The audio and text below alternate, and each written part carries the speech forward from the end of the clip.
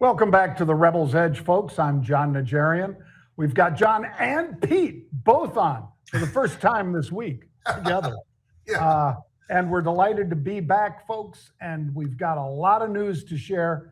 So let's get to it on today's Rebel's Edge.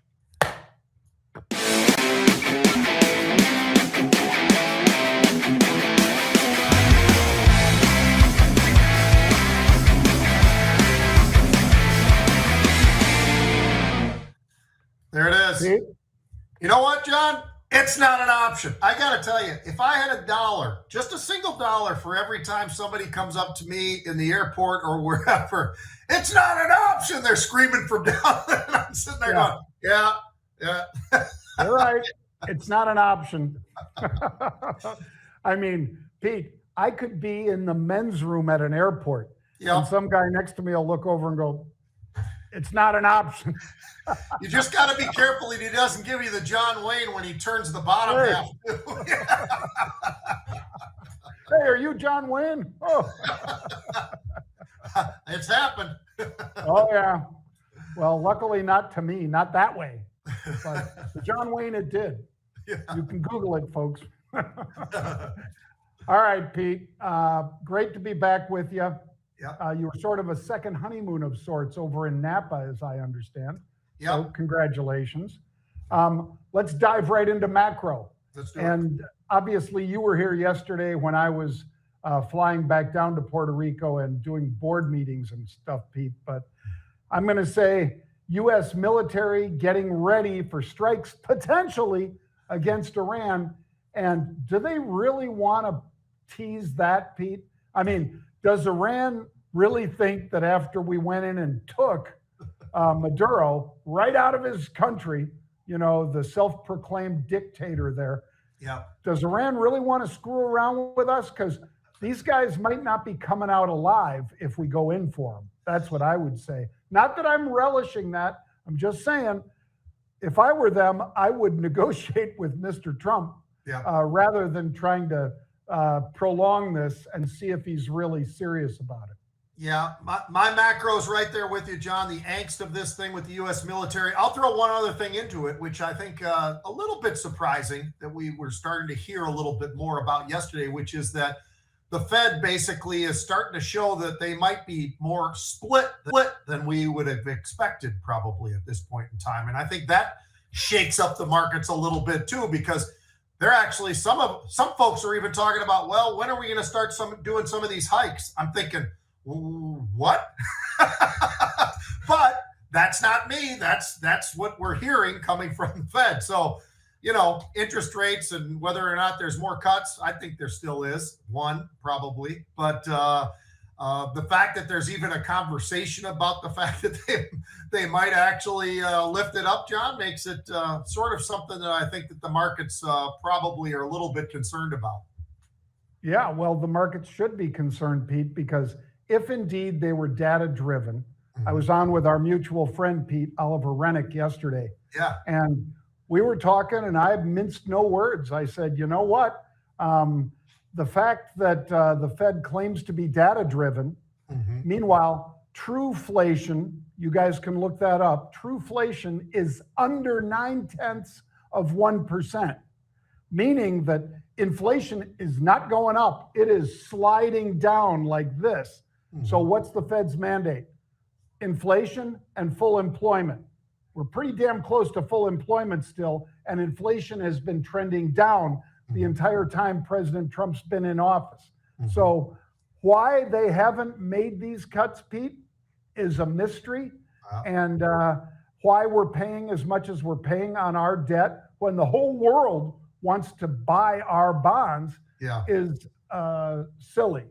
And beyond silly, it hurts the housing market, it hurts the banks, it hurts consumers, it hurts almost everybody. But, you know, Jay Powell thinks he's the smartest guy in the room. All right, what do you got as far as VIX, Pete? Well, it's interesting, Jon, because we find ourselves in a pretty curious spot now. You know, we've been kind of growing a little bit on the VIX. You know, for a while there it was 15, 16, then it was 16 to 17, 16 to 18. Now we're still looking at a little bit of a 19 to 21 sort of a range. That was the range at least yesterday that we were looking at. And that's still right where we are. We're smack dab in the middle. We're sitting right at 20.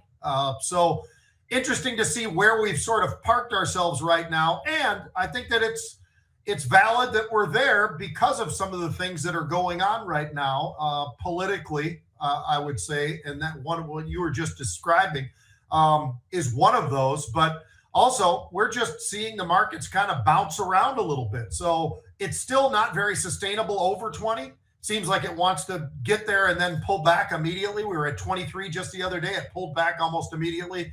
So I'm not overly concerned about watching the VIX make a huge spike, but certainly it's been kind of trending into this upward spot. And 1921 seems like where we are. Yeah, well, let's talk a little bit about prediction markets, Pete. Yeah. Because one of my favorites, which if you've seen the John Hamm tease for the U.S. Olympic hockey team, or as they would say, the ice hockey team, like there's any doubt about what kind of hockey we're talking about. What is it, floor hockey? I know. Well, the men's ice hockey gold medal. How is it doing on Kalshi? Well, as you see there, the United States in blue, the Canadian hockey team in red, it is down to the wire, Pete. Now, they don't play, this is not the finals yet, but if you wanted to bet right now, it's pretty much a coin flip between which one wins the gold medal, the U.S. or Canada. And that John Hamm commercial that I'm talking about, Pete, when he comes into the locker room and he says to the guys, he says, "Guys, what are we here for?" And they go, "To fill the cup with Canadian tears." It's great. He's like, "What?" And they said, "Canadian tears." He said, "Aren't they nice guys?" And they said, "Not anymore." And it just shows the two of them just beating on each other. It's going to be a great rivalry for a lot of years, Pete. And even though Canada invented the game, and some of the U.S. captains, I think, like Hughes, was saying, "Yeah, they invented the game. We perfected it." Yep. By the way, he's a local guy, John. Hughes plays for the Minnesota Wild, and he's one of the reasons that they're actually a pretty interesting team now, as opposed to, before we got them, they just didn't have a ship that was floating around out there. They didn't have any kind of way to go anywhere. I think that the Wilders is going to be a team that people are going to be very fearful of as they get back from the Olympics. Yep, no doubt. It's going to be interesting. And we say that a lot. It's going to be interesting. This one will be interesting. And it might even be a better game. I know you and I loved the Super Bowl, Pete, because we were defensive players. A lot of the other folks didn't like the Super Bowl. Right. The gold medal game, if it's Canada and the U.S., it could rival the Super Bowl. Oh, yeah. That is going to be special, not just interesting. Yeah. All right. Well, we've got a great company, Pete, in the small cap spotlight today, and it is Quantum Emotion. Now, we have been paid to promote that company. Promote it, we have, but we don't have to pump this thing up, Pete. I mean, Quantum Emotion does just a fabulous job in the quantum space. Do they make quantum computers? No, they don't. But they use quantum random number generation to protect data centers, because what's more important for business these days than the data that they have going through a data center, whether it's for artificial intelligence or anything else. So what is Quantum Emotion? What's the news today? Well, they are listing now on the New York Stock Exchange American. Now, that's not the full New York Stock Exchange. I get it, but it moves it from Canada down here to the United States, effective 2/24, obviously next week. So, in fact, we've got some folks, I believe Mark will be there, Pete, to help ring the closing bell on the New York Stock Exchange for Quantum Emotion. The symbol will now be QNC. And this little company has been moving up fast, Pete. Anybody that listened to us when we first talked about it, it was $1.10. Today, it hit $4.30 on the news that they were moving to the NYSE American Exchange, and that listing in America has boosted up the volume of shares and it'll only continue to do so, Pete. I can't predict where the stock is going, but I have a pretty good feeling about this one. I like it. I own it. And as I've said, we are paid to promote this company. We are also true believers in this company. I own it personally. We own it as a group. And we think there's a bright upside for the quantum random number generated wallets for crypto, as well as their protections for data centers. That's why it's here on our small cap spotlight today. Awesome. All right, guys. Pete, let's talk just a little bit about Remitly. Mm-hmm. What a funny name. But what's a remittance, folks? A remittance is a payment, and Remitly Global is a company that was up over 35% in the pre, still holding on to a nice double-digit gain. But basically, they've appointed a new CEO and board member effective today. And that's why the stock is running to the upside, Pete. Yep, and the former CEO is still going to be there, John. He's going to be a part of the board. He's going to be the chairman, as a matter of fact. And they're working on all sorts of different things, a strategic pathway that's going to expand their growth.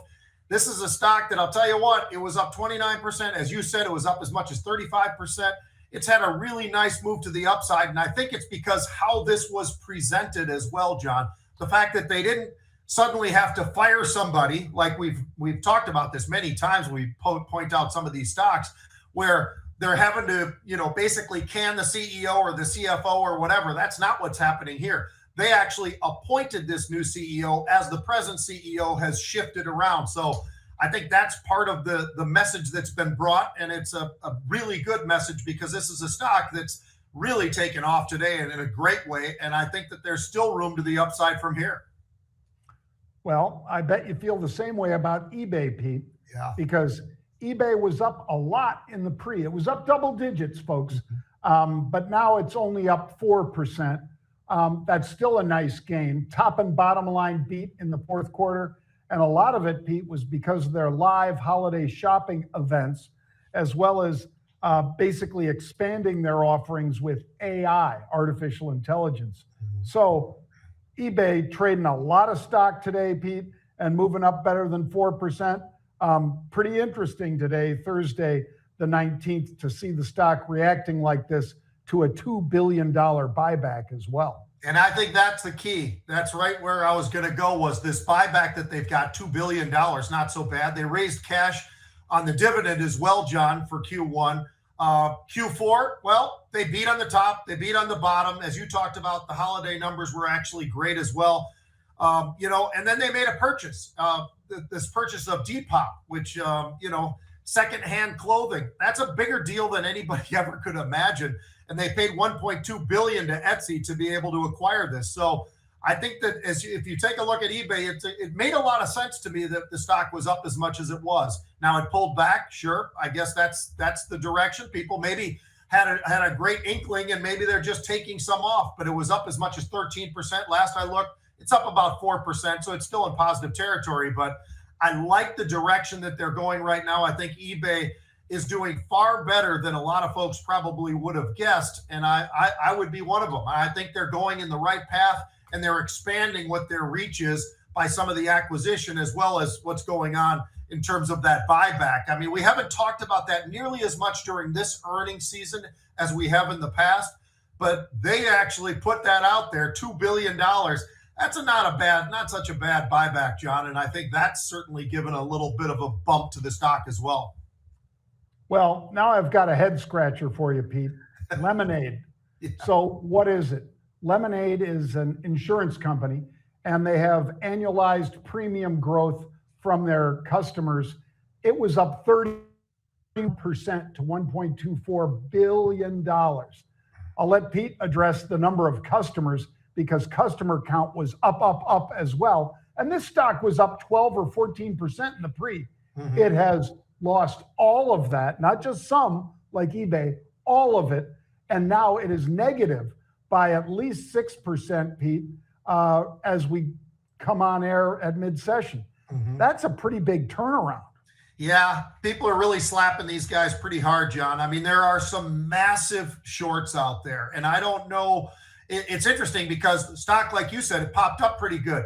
And maybe those shorts decided to pile on even a little bit more, because certainly we started off with this thing up, like you said, 10, 12% to the upside. The revenue is up 53% year over year. They beat on that by about 10 million. And customer count was another spot. They increased by 23%. That's 2.9 million customer count that went up year over year. So you look across at all these numbers, the earnings were actually pretty good. They beat by about a dime, so that's pretty strong.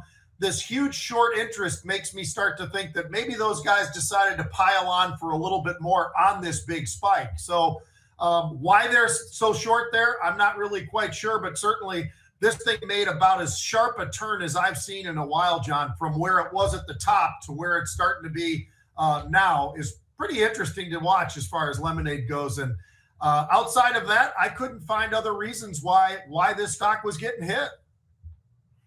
Well, I've got one that's also a head scratcher for you to wind up with, Pete. Carvana. Yeah. Not because the numbers were extraordinarily good, but back in 2023, this stock was $10. You can even find parts of 2022 and 2023 when it was single digit, Pete. But it plunged today because investors said, okay, you're doing all this business. What about some profits? Well, they didn't have a good answer for what about some profits, Pete. So revenue growth, yeah. Sales up 58% year over year to a record 5.6 billion. But like I said, this was a $10 stock in 23. Here it is 2026, 3 years later. It's a $300 stock. So where's the beef? Well, you know what? One of the problems I think that when you're looking at Carvana, John, is you look at the PE. It's a 75 PE. So you look at that and you kind of shake your head a little bit. It's down 20% year to date. I'm looking at this. The sales, like you said, were up, but the problem is they got to start making a lot more money than they are. And that's where it is. I mean, the gross profit, as you said, per vehicle has declined. That's never a good thing. And then all of a sudden you start to put out all this information. Bank of America looks at it and said, well, our price target's going down 460 to 400. And then Evercore goes on the same thing. RBC says the same thing. They're all dropping it. The margins have narrowed, and they missed some of the estimates of the EBITDA, John. So across the board, I would just say the concern isn't that they're able to sell, but the problem is, are they selling for the kind of profits that they need to get? And that's where people are sort of scratching their heads saying, I don't think so. And they're going right after it and getting that sell into there. Last I looked, what was it, John? Down maybe at least 8% today, something like that. So the profitability is where the concerns are. They certainly, like you said, they had a record number when you talk about sales, but you can always do that, John. If you drop it low enough, people will buy it, but that's not always a good thing if you're not making the kind of profits you got to make, and that's the problem now. Yeah, it's, again, if you look at a 30X, which is what that stock is, Pete, eventually you have to make money. You have to make profit, significant profits to justify the price and the appreciation.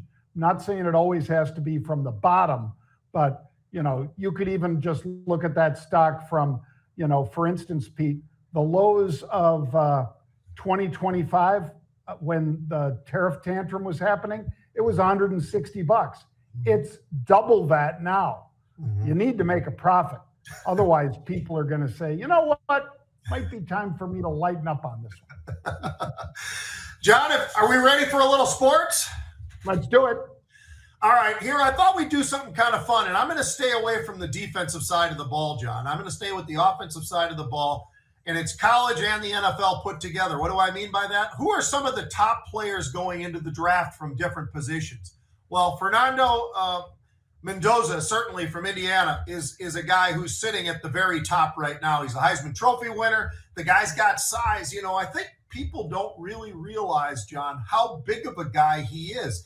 I don't know what it is, but even myself, I'm watching on TV and I'm like, is that guy really 6'5"? I guess he is, but he is. He's a 6'5" quarterback who won the Heisman Trophy, had a damn good career at Cal before he went out there to Indiana. Indiana, he got even better, had a great offensive line. They were able to run the football, all the rest of it. And he's pretty special. That Ty Simpson from Alabama hasn't got nearly the size, but a lot of the guys are talking about him being probably the number 2 quarterback. And I find that pretty interesting. I look over at the running backs. I think there's one that stands out above all the rest of them, and that's Jeremiah Love from Notre Dame.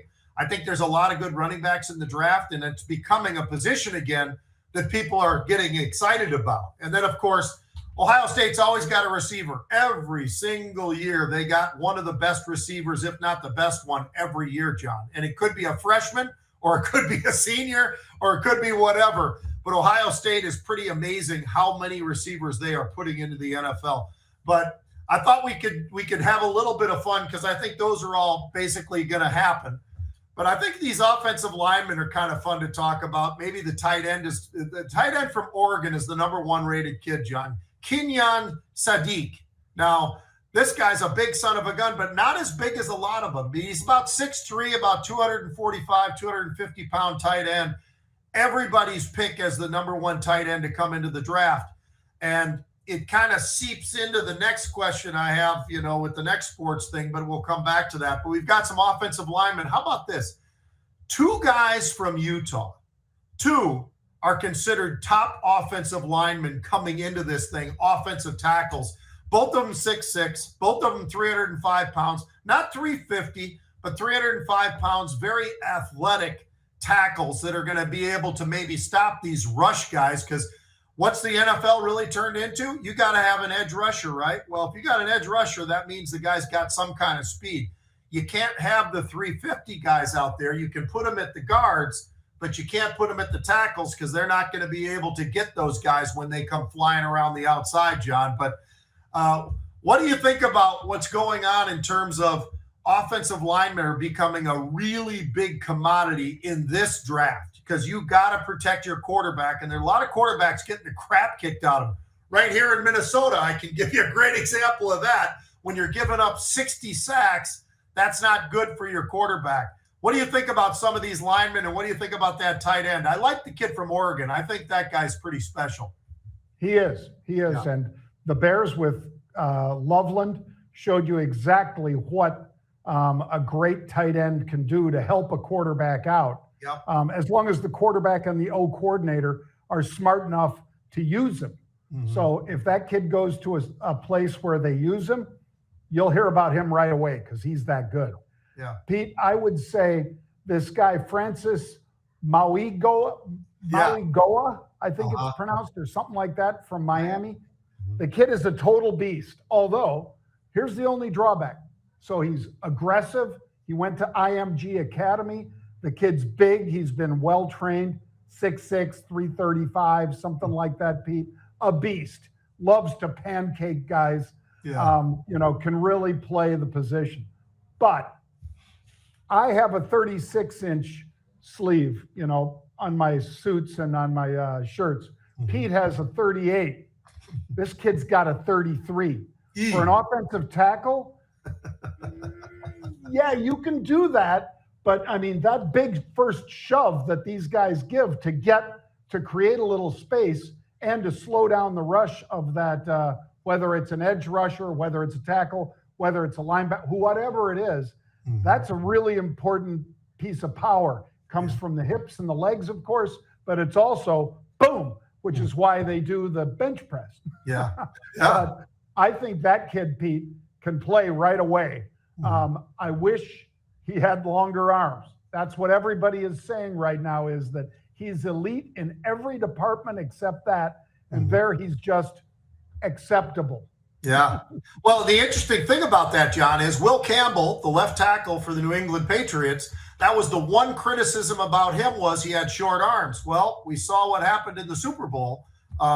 He's kind of got the short arms. Now, again, I'm still going to say, though, they needed to help chip on the guy and help him a little bit, and they never did that. So that was a mistake, I think, by New England, and I blame the coaching staff as much as anybody on not reacting to that for him. But similar deal, shorter arms, which means you can't always get that big push, at least to extend them out there, and that can be a real problem. John, How about Patrick Mahomes? Oh, do you got one more? Well, I was going to say the opposite side of that guy, the tackle, is this kid from Ohio State, Pete, because we know two things. They always put out an edge rusher, and they always put out great wide receivers, sometimes a great running back. This year, they've got a great running back, too. But this kid is a hometown kid from Ohio, which you can only imagine how difficult it is to get Ohio State to really look at you. But this edge rusher, Arvell Reese, Pete, he's elite. That kid, I think he's going to surprise people in the combine, and he might be a top 5 pick. I'll just leave it at that. Yeah, I'm with you on that. That kid is a total stud. I know exactly who you're talking about. He is considered, the top guy at that position. I mean, he's unbelievable. It's amazing how many different players Ohio State's got, right, in all these various positions. You just go, God, they got the best. They might have 5 first-rounders this year. And you know what? They had about 4 or 5 last year. They just do it every year. They just keep cranking these things out. Great job by the coaches and the recruiting that they've done and the coaching that they've done to these kids to get them to that next level. Pretty amazing. Speaking of that, how about what's going on with the Kansas City Chiefs? I find it really interesting, and I like the fact that we're seeing what's going on. But Patrick Mahomes, John, they're doing a restructure of his contracts and all the rest of this.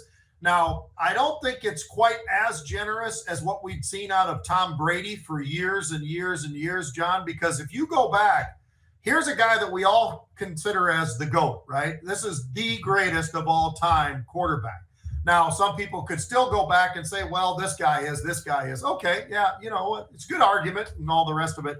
But Tom Brady, what he was able to accomplish, one of the reasons he did it, John, and did it so well, he was willing to give up money to be in more championship games. And that was the real key that not enough people probably even know that about Tom, but he would take his contract and say, I'll do this. Let's get that guy. Let's get Randy Moss. Let's get this left tackle. Let's do whatever we're going to do. And I think we're seeing a little bit of that out of Patrick Mahomes after kind of a dismal season last year for the Kansas City Chiefs, right? I mean, they're always considered a team that's probably going to get to the playoffs and for sure, that, but maybe even the Super Bowl and everything. They didn't do it. So it's interesting to see. It opened up $43 million from the cap. So that's something that I think is a pretty big deal. But then the next thing is, well, what do they really need? What does Kansas City need? I'll tell you what I think. They can't run the football, John. They've got guys who are okay, but they aren't big runners. So I'm going to go with Jeremiah Love and, give him whatever kind of money that they're going to have to do. He's going to be a top 10 player for sure. It's a matter of where they are, and they're right there, John, in the mix for the potential to get him. And you know what? For a long time, people didn't understand that you need a good running back. Now the NFL finally has woken up to the idea that you can't just throw it every down. You got to set up the throw by running the football. Well, the Jeremiah Love from Notre Dame, for the people who didn't watch him, this guy was the best running back this year, in my opinion. You take a look. There's other guys out there, maybe bigger, maybe faster, maybe this, maybe that. This guy was a freak show, and I think he was as good as it gets. He ran for 1,300 yards in college football. That's not so bad for how many games that they play and all the rest of it. Pretty special. So I like what he's got. He's also got breakaway speed, and I think that would make a difference. And I think in a free agency market, which is a little bit more for the cap, I think they do need some guys on the defensive side, and they might need to get another tight end. Travis Kelce is not the tight end that he was 2 and 3 and 4 years ago. He's just not. That happens because we all get older, and he's getting older, and he's just not that guy. So they probably need a tight end, and they probably need to bulk up the defense, maybe somewhere on the defensive line, and maybe the money that they opened up can do that for them. Let me throw this to you, Pete. If both these guys were on the board, let's say all three, Arvell Reese, edge rusher, he won't be there when Kansas City picks, I know.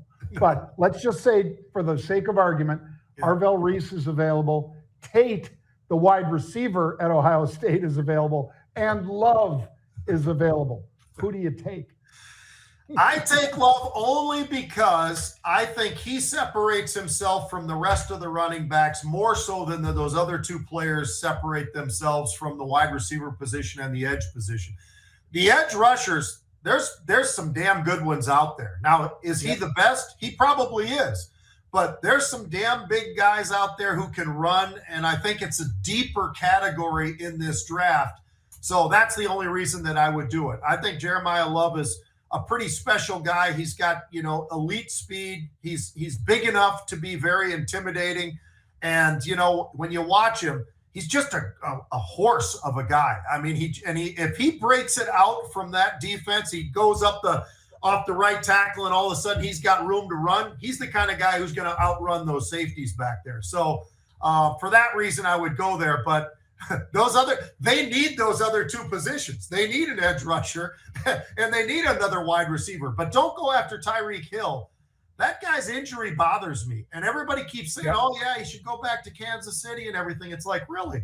This guy's coming off a major knee injury, 32 years old. I know he can run, but can he still run anything close to what he did? And I don't know that he can, John. So I'd rather go with somebody in the draft that I think is a damn good receiver than taking a guy who's 32 years old who just had a major knee injury. He could come back from it, but that's a scary flip of the coin, in my opinion, if you decided to go with him. Yeah, and Kansas City's only got a couple more years, both for the coach, in my opinion, because Andy Reid, as great as he is and as wonderful as he has been in Kansas City, he's coached a long time. Yeah. This is not a young man. So, he's approaching like a Pete Carroll sort of situation. But I would also take Jeremiah Love, Pete. I think he's a young Walker. Mm-hmm. I think he's a young player like the player in Seattle who didn't get the franchise tag because they basically are saying to him, go out and see what everybody else will pay. Go out and see. And then we can talk, but we're not going to put the franchise tag on you because we know you're going to, they don't know that, and they didn't say, oh, you're going to play like crap because we're only paying you what the top three. Is it top three or top five, Pete? Yeah, I kind of forget. But if we're only going to pay you under that franchise tag, the average of the top few players at that position, that's how it works. Mm-hmm. They do that to quarterbacks. They do that to wide receivers and running backs from time to time, and none of them like it. Because it's basically extending your contract one more year when you could get hurt, and you're not getting that big payday, like a $140 million contract with 100 guaranteed. And those are out there, but not for 30-year-old running backs. No. But Jeremiah Love ain't a 30-year-old running back. No, he's not. He's a hell of a player. Yep. Good stuff. A lot of fun, man. And we got the combine. Yep. We got the combine coming up next week, Pete. Yeah. So until then, folks, until Monday next week, let's see, did we switch the time or are we at the same time Monday next week, Pete? Pretty sure it's 1 p.m. Eastern, John. We're going to be doing it. We'll see you guys on Monday. Bang.